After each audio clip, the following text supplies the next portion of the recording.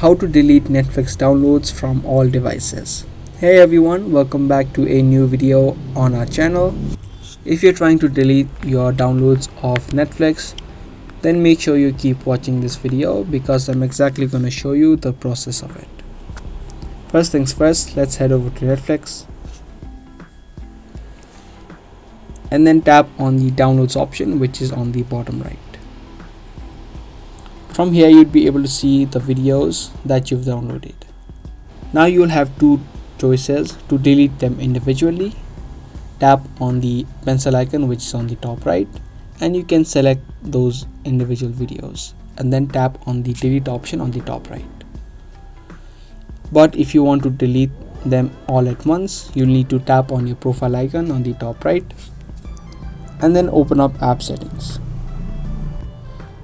From your app settings, under downloads, you'll see an option of delete all downloads.